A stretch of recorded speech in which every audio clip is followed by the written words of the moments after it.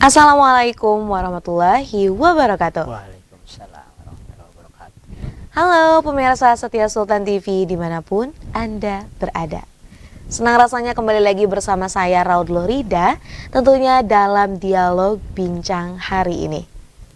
Pemirsa, kotoran hewan yang sering dianggap sebagai limbah yang tidak berguna, pada kenyataannya merupakan bahan baku terbaik untuk membuat pupuk kompas. Kepala Desa Tegalmaja, Kecamatan Keragilan, Kabupaten Serang, Muhammad Ihsan, salah satu warga Banten yang berhasil memanfaatkan kotoran kerbau menjadi pupuk kompos. Bahkan, penjualan produk pupuk berbahan kotoran hewan ini bisa menghasilkan nilai rupiah yang cukup tinggi. Mari berbincang lebih banyak lagi nih pemirsa soal inovasi cerdas mengubah kotoran hewan menjadi pupuk berkualitas bersama narasumber kita hari ini yang sudah hadir di studio Sultan TV, Bapak Muhammad Ihsan yang merupakan Kepala Desa Tegalmaja, Kecamatan Keragilan, Kabupaten Serang. Assalamualaikum Bapak. Waalaikumsalam warahmatullahi wabarakatuh. Apa kabar Pak? Alhamdulillah. Alhamdulillah. Senang rasanya nih Pak ya, ini bukan kali pertama ya Pak ya datang ke Sultan TV? Bukan, saya pernah dulu. Baik, dan tentunya Pak ya, ini karena bukan kali kedua, kita juga tetap mengapresiasi Bapak kedatangannya hari ini. Ya. Sudah meluangkan waktunya tentunya di sela-sela kesibukan. Dan kita akan ngobrol nih Pak, sebuah topik juga yang ini pasti menginspirasi harusnya ya Pak ya. Mudah-mudahan. Mudah-mudahan mengenai inovasi cerdas. Nah ini kan berbicara tentang kotoran hewan ya Pak ya, kadang juga beberapa orang menganggapnya hanya menjadi sebuah sampah belaka gitu. Padahal gitu ya, kalau diteliti lebih lanjut kemudian juga dimanfaatkan dengan lebih baik lagi, ternyata ini justru bisa menjadi sumber manfaat. Nah salah satunya memang dilakukan di Desa Tegalmaja ya Pak ya, yang membuat inovasi kotoran hewan menjadi pupuk kompos. Nah ini pemirsa juga pasti penasaran, apa sih Pak latar belakangnya sehingga akhirnya memutuskan kotoran hewan kerbau tersebut diolah menjadi pupuk kompos? Iya, terima kasih. Awalnya ini bermula dari permasalahan lingkungan sebetulnya. Di mana di Desa Tegalmaja itu di salah satu kampung itu banyak peternak tradisional. Peternak kerbau yang memang saya lihat lingkungannya ini menjadi kotor dengan kotoran hewannya tersebut. Kemudian saya berpikir bagaimana mengajak masyarakat ini gitu untuk membersihkan lingkungan sekaligus mendapatkan ekonomi tambahan dari permasalahan itu. Akhirnya muncullah pemikiran untuk membuat kotoran hewan ini saya buat menjadi kompos. Menjadi kompos. Jadi memang awalnya banyak sekali para petani tradisional ya Pak. Betul, ya, yang tadi peternakan tradisional yang akhirnya juga tadi ada kotoran hewan yang ini kebingungan, ini harus diapakan mungkin. Betul. Ya, dan menjadi sebuah ide mengubahnya menjadi pupuk kompos. Betul. Tapi Pak, pasti kan namanya sebuah ide. Betul. Kemudian kita memulai, ada layanan tantangan. Ini tantangan ketika memulainya apa Pak yang dirasakan? Tantangannya memang satu dari segi keilmuan juga ya. Karena saya juga ini belajar secara otodidak dari media sosial. Saya belajar banyak dari hal itu, jatuh bangun, karena kita juga kan kesulitannya tidak ada lab Akhirnya paling kita bikin itu, kemudian kita aplikasikan percobaan di tanaman milik sendiri lah. Ada rak-rak khusus. Setiap produksi itu pasti saya aplikasikan dulu bagaimana nih nanti pertumbuhan tanaman ini gitu. Ini yang lebih saya harap lebih mudah mungkin untuk aplikasi tersebut, karena memang ketika kita untuk menggandeng di lab atau perlu biaya besar. Betul. Mungkin sedangkan ini hanya kita mencoba dulu nih gitu tuh. Akhirnya ya berjalan. Jadi yang menjadi contoh produk pemasaran dari kompos kita yaitu tanaman wujud nyata.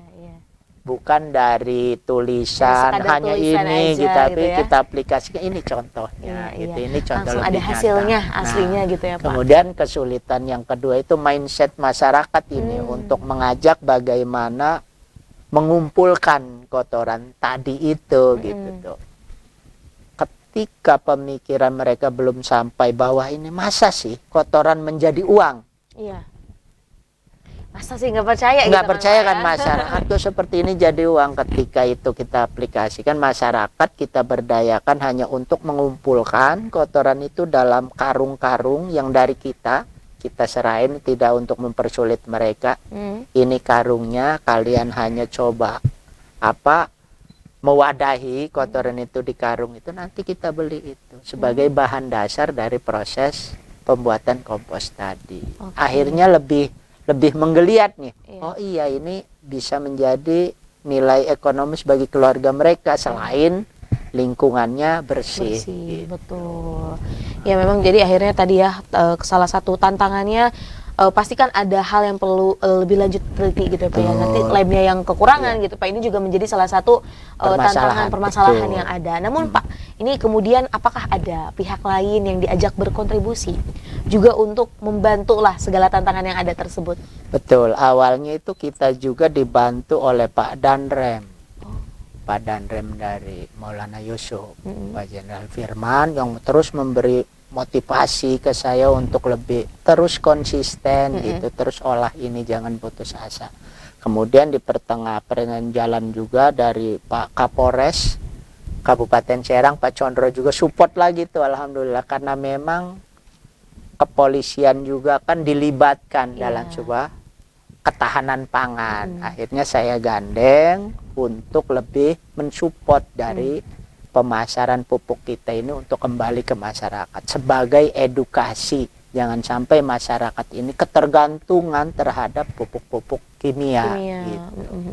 Ya alhamdulillah kita itu berjalan. Jadi memang alhamdulillahnya ada pihak lain juga Pak ya. Betul. Yang turut membantu. Betul. Lalu kalau untuk yang memproduksi sendiri, apakah memang melibatkan seluruh masyarakat atau ternyata juga mengambil tenaga dari luar gitu Pak?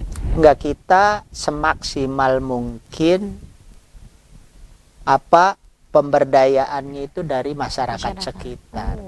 Karena untuk lebih satu ke edukasinya, walaupun mereka mungkin tidak sekolah gitu ya, kita ajarkan bagaimana membuat kompos yang akhirnya ini menjadi keilmuan bagi masyarakat itu sendiri, yang akhirnya kreativitas itu timbul dan bisa menghasilkan, dan suatu kebanggaan juga bagi masyarakat masyarakat kita yang tadinya tidak sekolah atau apapun, kok bisa bikin kompos, akhirnya bisa terjual juga dan menghasilkan uang juga. Nah memang ibaratnya di dunia ini pasti semuanya ada sisi manfaatnya ya Pak ya. Kalau kita juga bisa benar-benar mengelolanya dengan baik. Betul. Nah ini berbicara tentang pupuk kompas itu sendiri, sebenarnya bahannya memang ini diperlukan dalam membuatnya. Selain kotoran hewan, ini kira-kira ada yang lain lagi atau seperti apa Pak? Ada banyak bahan sebetulnya, tetapi yang saya lihat juga bahan itu yang ada di sekitar kita juga yang menjadi sampah. Kadang kan kita masih banyak di sebelah desa saya itu sawah kan, kemudian ketika panen jeraminya itu masih dibakar gitu, polusi akhirnya, bahwa sebetulnya jerami itu juga kan menjadi dasar bahan kompos yang kalau kita olah bisa menyuburkan kembali tanah tersebut gitu. Akhirnya satu, kotoran hewan, kemudian jerami yang saya manfaatkan itu dicacah gitu, kemudian ya kita aduk, kemudian formulasinya kayak E4, molase, dan juga kapur dolomit. Sesimpel itu sih sebetulnya. Cuma kita nanti itu kita giling. Prosesnya kita giling dan akhirnya kita formulasi, fermentasi sekitar 2 minggu. Yang kedap udara, akhirnya itu bisa kita pakai gunakan gitu, seperti itu. kita bisa gunakan. Ini sudah berlangsung berapa lama Pak? Kalau keberlangsungan itu 1 tahun. 1 tahun. Cuma yang lebih intens itu 6 bulan. 6 bulan. Oh, oke. Jadi memang sudah dimulai sejak 1 tahun yang lalu gitu. Betul. Ya berarti ya Pak. Di 6 bulan ini memang sudah intens, karena namanya merintis kan pasti butuh beberapa waktu juga ya Pak ya. Untuk penyempurnaan. Untuk penyempurnaan. Baik. Nah ini berbicara tentang satu ide gitu Pak. Ini kan juga memberdayakan masyarakat. Seberapa besar sih Pak kiranya keuntungan yang memang saat ini sudah dirasakan oleh masyarakat sendiri? Keuntungannya saya rasa bukan hanya melulu soal material, uang gitu, tetapi satu dari segi kebersihan lingkungan, dari segi perubahan mindset masyarakat, kemudian yang terakhir ya memang uang tersebut gitu. Ini efeknya luar biasa karena bukan hanya bagi pekerja komposnya, tetapi yang punya ternak kerbau juga ada tambahan lagi gitu. Akhirnya efeknya sih yang saya harap lebih besar lagi. Kemudian saya juga ada harapan menciptakan suatu packaging juga yang nantinya bisa dikerjakan oleh masyarakat gitu. Saya sih kepinginnya kompos ini nanti bukan hanya karung besar, jangan menggunakan plastik, tetapi kita manfaatkan kertas-kertas sisa industri juga yang nanti kita bikinkan jadi packagingnya gitu tuh. Nanti yang membuat packaging kertasnya ini juga masyarakat. Mungkin ibu-ibu yang hanya ngelem, kemudian kita beli untuk kompos tersebut. Akhirnya semua lebih banyak pemberdayaan yang dilibatkan dari satu produk tersebut. Iya, jadinya memang ini membuka lapangan pekerjaan juga ya Pak ya? Insya Allah. Tadi juga memberikan income kepada para masyarakat yang ada gitu kan. Apalagi tadi kalau semisal ini dari warga dan untuk warga, ini kan juga merupakan sebuah keberkahan juga. Betul. Nah, kemudian nih Pak ya, ini bicara tentang pupuk kompos juga. Ini respon dari masyarakat saat ini. Kalau awal-awal kan pasti mungkin ada yang kebingungan, ada yang masih tidak mau menerima gitu ya Pak ya. Kalau sejauh ini seperti apa nih Pak respon masyarakat? Sungguh luar biasa sebetulnya mereka menerima tentang produk kita ini, karena memang kita juga selalu instan ke masyarakat itu untuk belajar bagaimana memanfaatkan pekarangan dari rumah masing-masing dengan menggunakan kompos kita ini gitu. Akhirnya dari mulut ke mulut, kemudian dari melihat visual kebun pekarangannya itu juga tertarik ke yang lain gitu. Akhirnya ya untuk menambah marketing lebih luas lagi. Iya.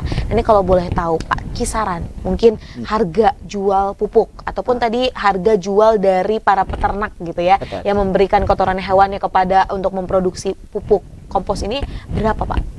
Kalau untuk bahannya sih memang satu karung itu kita beli itu dengan hanya 5.000 karena semua bahan dari itu dari kita, mereka hanya jasa untuk membuatnya lah, ngarungin itu ke tempat itu, kemudian kita proses di rumah kompos karena kita juga bikin tempat namanya rumah kompos. Di mana itu Pak letaknya? Itu letaknya di samping rumah sebetulnya, karena memang nggak ada lahan tanah desa ya. Kalau di desa saya itu nggak ada tanah bengkok namanya itu.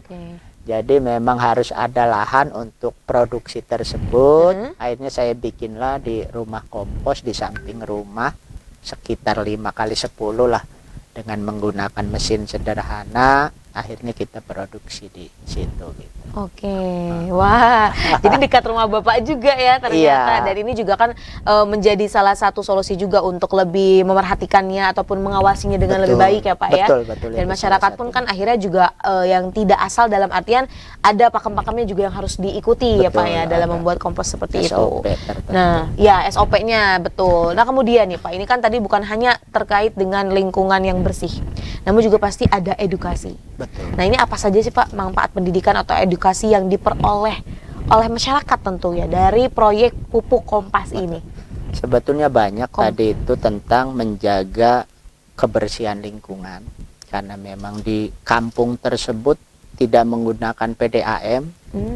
Ketika kotoran itu menumpuk, kemudian ketika hujan datang pasti kan terbawa air gitu.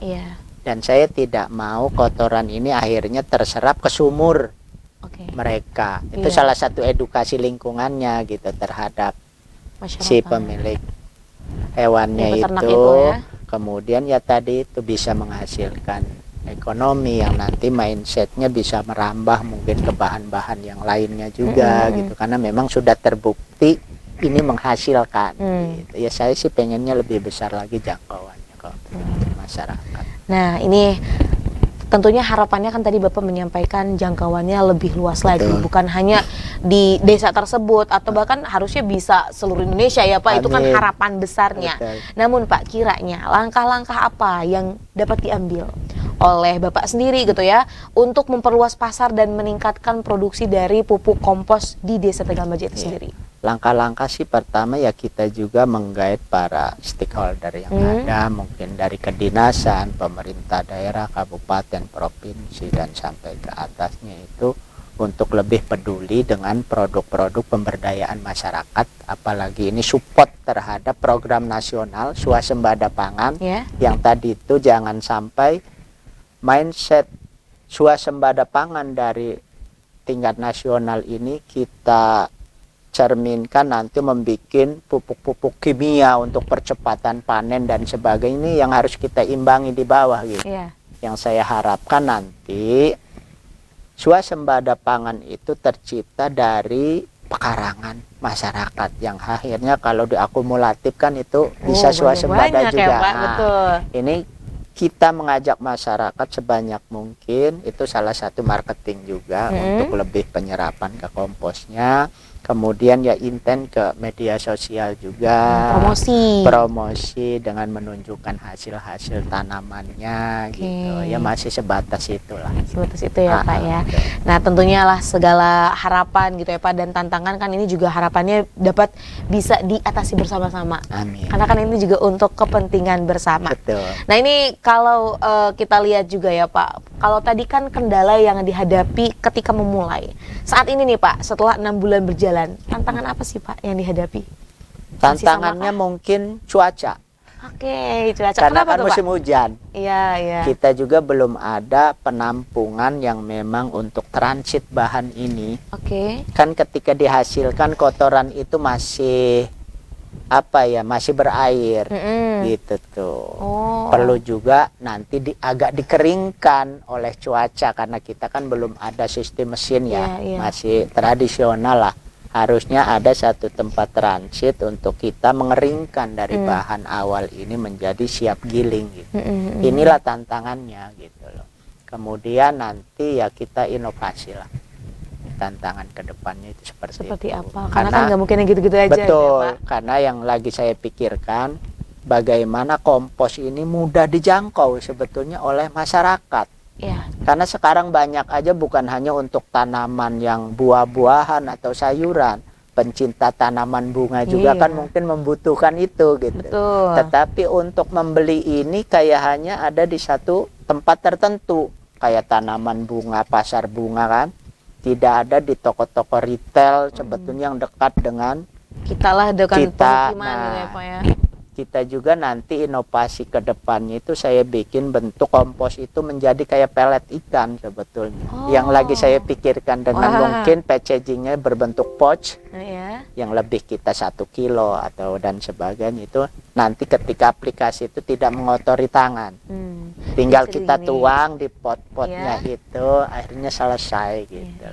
Dan packagingnya lebih menarik gitu. Dan lebih terjangkau untuk masyarakat. Lebih terjangkau untuk masyarakat. Itu yang lagi kita pikirkan ke depan. Baik, kok ini benar-benar inovasi ya Pak, terus menginspirasi dan juga tadi memberikan edukasi kepada masyarakat.